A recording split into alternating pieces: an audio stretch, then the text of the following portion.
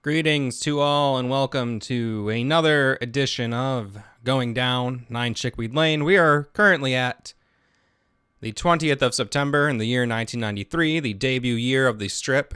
The strip drawn and written by the notoriously horny Brooke McEldowney, and I'm going to take a quick sip of coffee here as we gaze upon the first strip of the week.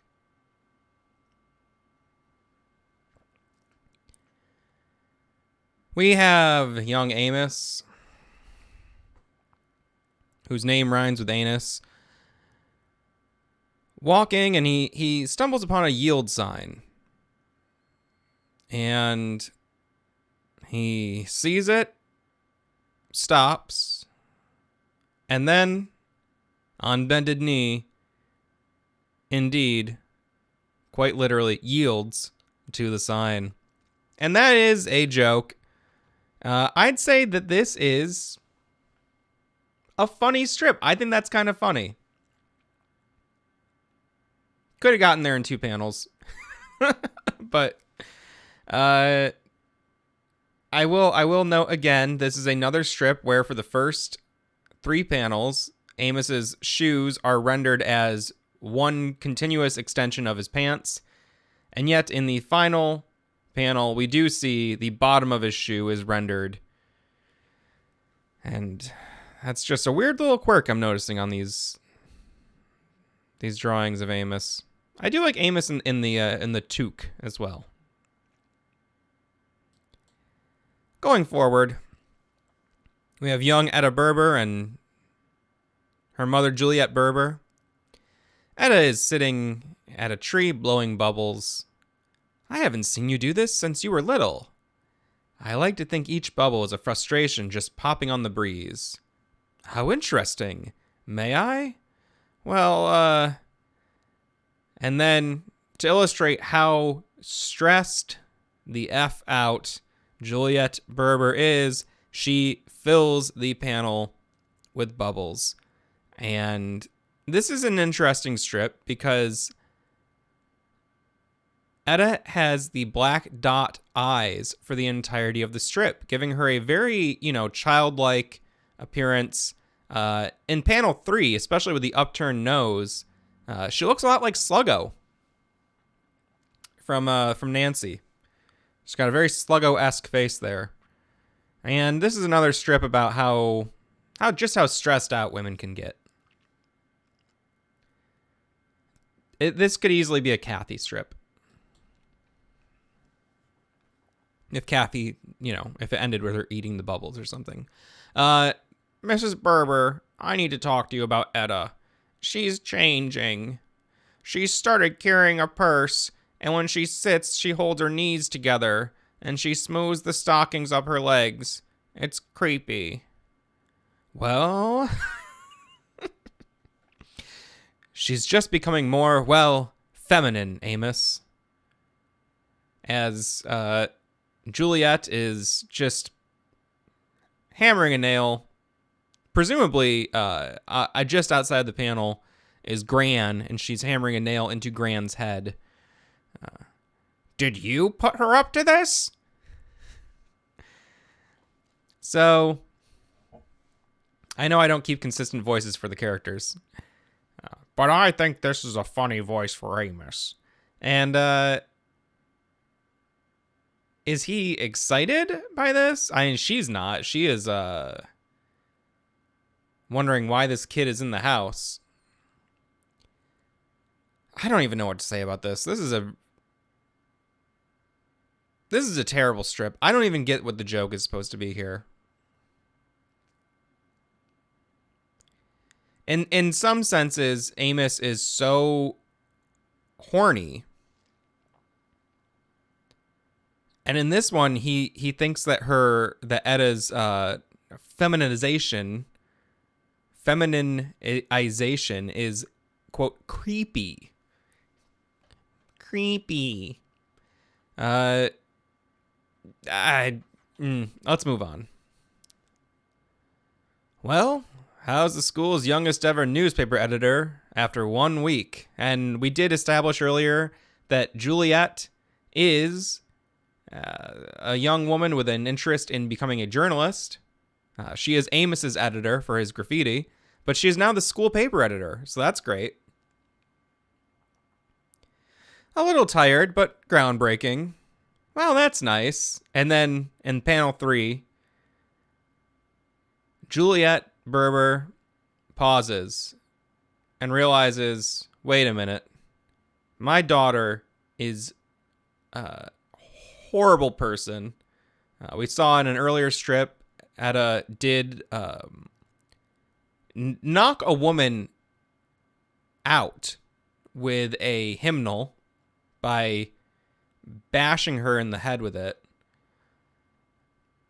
And Juliette can sense that there's something deeper going on in this seemingly mild, little interaction they had here. Panel 4 is the reveal. Subpoena! And one of the sisters, I'll say it's Sister Ignatius, is being met by an officer of the law. And, so I don't know what kind of crimes she's committed, but she's being subpoenaed. So that's all right. That's like a, that I won't move forward yet. That's like a Calvin and Hobbes style. Yep, Mom, I'm just having a good time playing. Nothing to see here. And then the parents are like, oh, good. Our child is being normal. Wait a minute. Our child's never normal. And then, there's the big reveal. Again, I don't mean to draw direct comparisons between, Watterson and Bushmiller and McEldowney. I'm saying it's, it's something that you'd see in the style of. In the style of.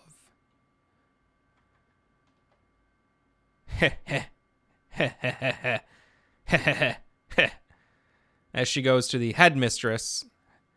I just saw Ada Berber in the hall and she has that smile. Somebody go and count the faculty. And so Ada clearly has a maniacal smile. Her hand is in a strange little pose. And the headmistress is thinking that she may have murdered someone. Or at least is causing them to be missing. It's also a little strange.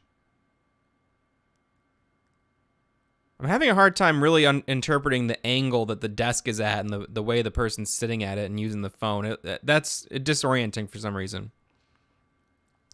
But maybe the sort of disorienting nature of this panel, the way the word bubble kind of creeps, in and out of the scene and is both behind the background and in front of the foreground, is to represent the mania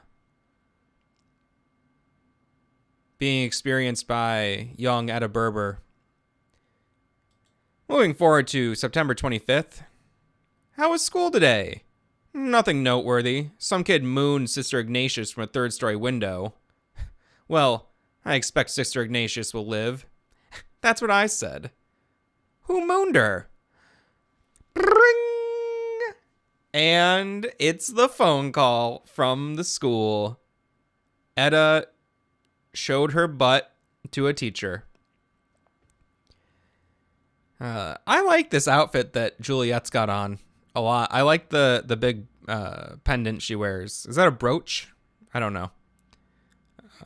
I like it though. I like it because I imagine she's actually wearing a bolo tie. And Brooke just hasn't bothered to render the strings of the bolo tie. I also really like that Ada is reading this book with her eyes closed. And again, this is the kind of thing you'd see in a Calvin and Hobbes strip.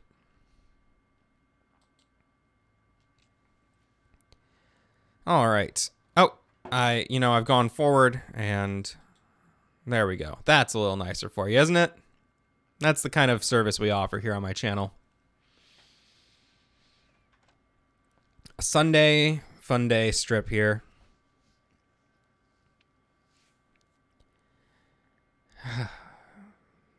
Descending a staircase. Now, if you're a avid reader of 9 Chickweed Lane, there is a series of strips of Amos and Etta descending and ascending a staircase together in a very horny method and manner, I should say. That's a horny method as well. Why not? And this is like an early seedling of that idea. Little they know how horny they will become on a stairwell. No spoilers, I'm sorry. And again, I've mentioned that, these were formatted in such a way that the newspaper could cut this down to a 6-panel strip if need be. But you have the full 9 panels for places where you have the full 9-panel spread in the paper, depending on how it's positioned. Normally, what you would do, and what we've seen Brooke do in the past, is take the first 2 panels to make some sort of, throwaway 2-panel gag. Not so much the case here. These are 2 complete throwaway panels. Etta is glaring at Amos. What's bugging you? That new girl, Marcia. You know her? I could never introduce myself. She'd think I'm a nerd. Marcia has the intellect of a petunia. She couldn't win a debate with a poached egg. Rumor has it, she came to school pived? I can't even see. I can't read the pived for biological study. See, there's words in this. I'm a fairly well-read person, I like to think. Meaning I've read a lot of books. I'm also pretty good at Scrabble. Pithed?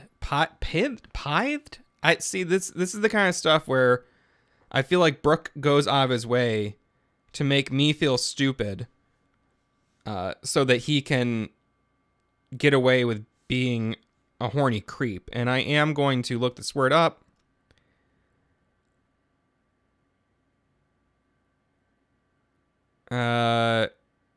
Pithing. The technique used to immobilize or kill an animal by inserting a needle or metal rod into its brain. Okay. Well, no wonder I haven't heard that word. I mean, how often, I actually don't partake in any sort of animal abuse. Oh, God. Oh, no. Sorry. Oh, man.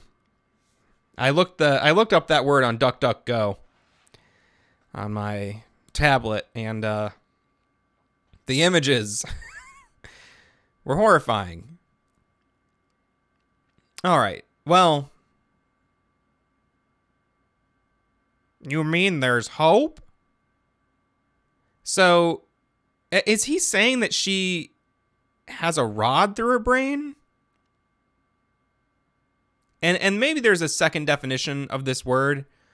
I don't want to look at more slaughtered small animals to find out. I hate this. I really hate this strip.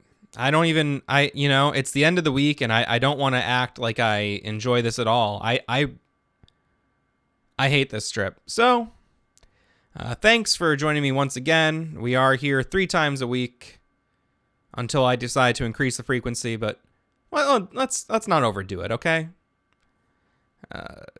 In the meantime, be sure to catch up on past episodes, and I'll see you again very soon. Take care.